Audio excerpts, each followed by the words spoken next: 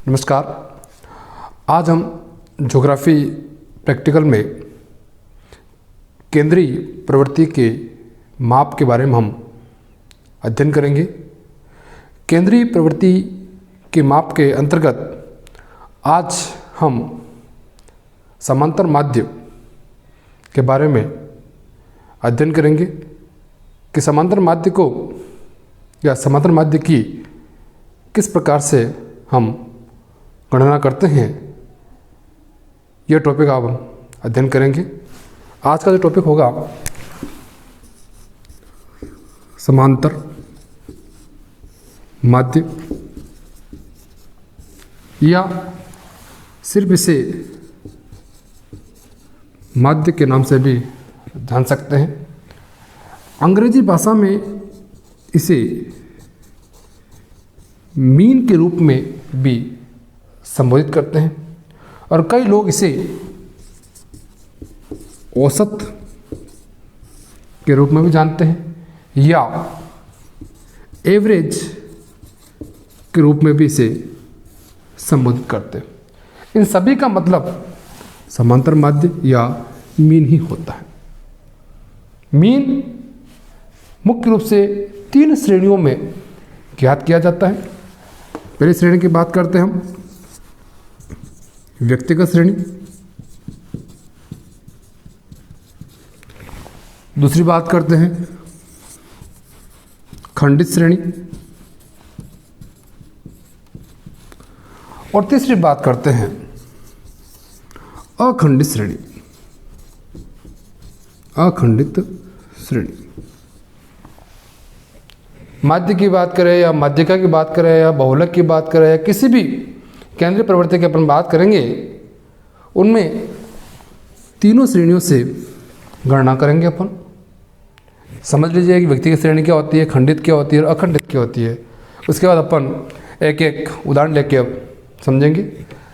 व्यक्तिगत श्रेणी का तात्पर्य ये है, व्यक्तिगत लिखा हुआ मतलब इंडिविजुअल, यानी एक श्रेणी से ही जब माध्य की गणना की जाती है उसे अपन व्यक्तिगत।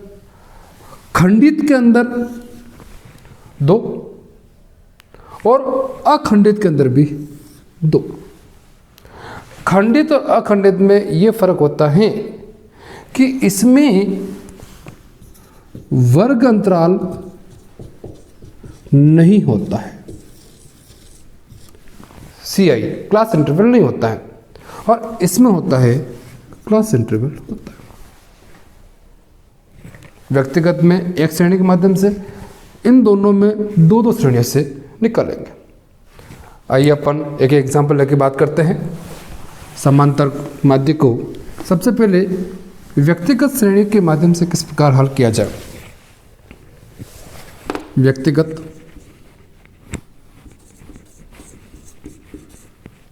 श्रेणी, व्यक्तिगत श्रेणी में मैंने पहले बताया सिर्फ एक श्रेणी ही आएगी। जैसे मान लीजिए x, ये प्रश्न कि दिए गए आंकड़ों के माध्यम से या आंकड़ों से समांतर माध्य की गणना कीजिए व्यक्तिगत श्रेणी से। मान लो कि प्रश्न आपके पास में 1, 2, 3, 4, 5, ये आप लोगों के पास कुछ आंकड़े हैं।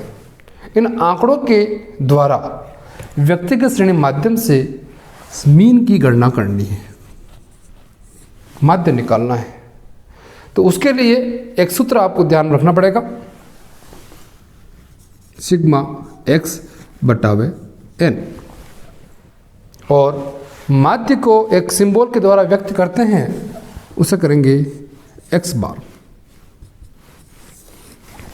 कई बार सिंपल क्वेश्चन अपने प्रतियोगी परीक्षा में पूछे जाते हैं कि इधर दे दिया माध्य, इधर दे दिया माध्यिका, इधर दे दिया बहुलक, और यहाँ इसके सामने उनके प्रतीक के नाम भी दे सकते हैं।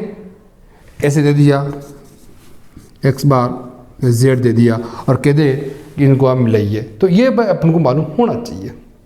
तो x बार जो होता है वो तो होता है माध्यिका, माध्यिका होता है m, और बहुलक को z के माध्यम से प्रदर्शित करते हैं, यानी कि प्रतीक चिन्हों का भी अपन को मालूम होना चाहिए। तो माध्य को x बार के माध्यम से डिनोट करते हैं। इसका सूत्र x बार बराबर सिग्मा x बटाव n। यहाँ क्या लिखा हुआ x, इस सिग्मा का मतलब होता है योग। क्या होता है? योग। किसका योग? x का योग। 3 6 4 10 कितने हो गए? 15। सिग्मा x बराबर कितने हो गए? 15। और n का मतलब होता है नंबर। कितने नंबर हैं? 1 2 3 4 5। तो x बार बराबर 15 बटावे 5। 1 2 3 4 5। आंसर कितने हो जाएंगे अपने पास में? 3। आंसर हो गया आपसे, बहुत आसान। उसी प्रकार से ये तो क्या व्यक्तिगत श्रेणी का सूत्र ये आपका। अब अपन खंडित श्रेणी की बात करें, बहुत आसान सा क्वेश्चन है। खंडित श्रेणी की बात करते हैं।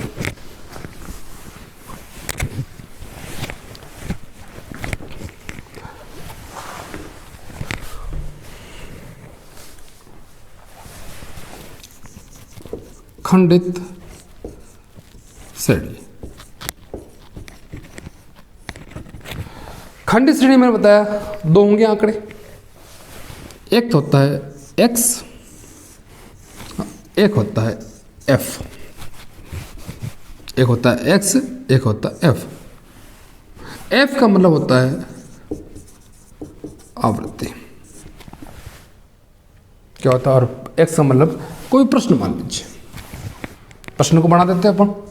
सबसे पहले खंडित श्रेणी में माध्य निकालने के लिए कौन सा सूत्र उपयोग होता है वो अपन लिख देते हैं। बहुत ही आसान है। सिग्मा एफ एक्स बटावा एन, या एन को कई बार सिग्मा एफ भी लिखते हैं। एन भी कर सकते हो, सिग्मा एफ भी करते हो, कोई दिक्कत नहीं है। और डिनोट करने वाला एक्स बार। सूत्र से ही अपना प्रश्न आधा सही हो जाता है। सूत्र आपको याद है कि सिग्मा एफ एक्स बटावे सिग्मा एफ। सिग्मा का मतलब मैंने क्या बताया आपको? योग।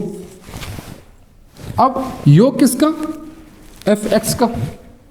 अब एफ एक्स कैसे आएंगे? एफ को एक्स से गुणा करने पर आएगा तो होगा, और सिग्मा एफ, एफ की अपन योग करेंगे तो आएगा।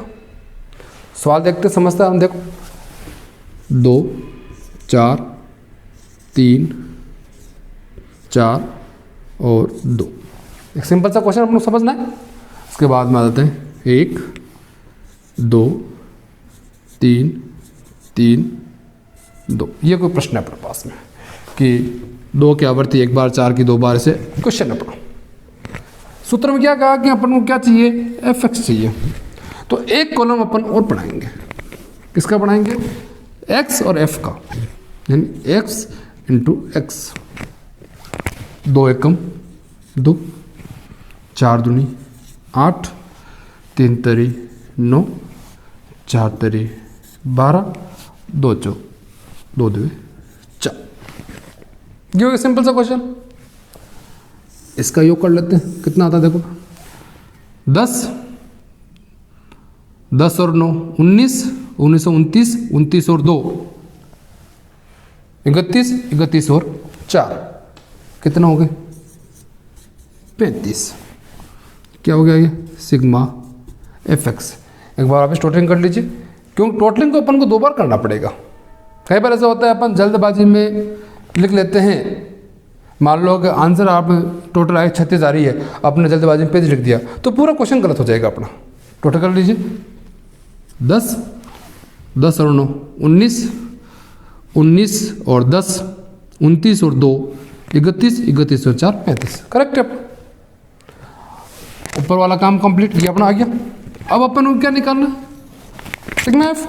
सिग्मा एफ का मतलब एफ की योग, फ्रीक्वेंसी है। बहुत सारे लोग योग इसकी कर लेते हैं, अपन को योग इसकी करनी। 1 3 6, 6 और 3 9, 9 और 2 11 सिग्मा एफ। अब इसको सूत्र में पुटअप कर लो। x बराबर 35/11 कितने हो जाएंगे? 3.5 करीब हो जाएगा लगभग। अपन को नहीं आ रहा है, शर्म करने की कोई आवश्यकता नहीं है। ये लिखा 35, ये दिया 11 का भाग। ऐसे नहीं कि मैं ऐसे करूंगा तो कोई बुरा मान, नहीं, अपन करना है वो अपना, किसी भी प्रकार से क्वेश्चन हल हो जाना चाहिए।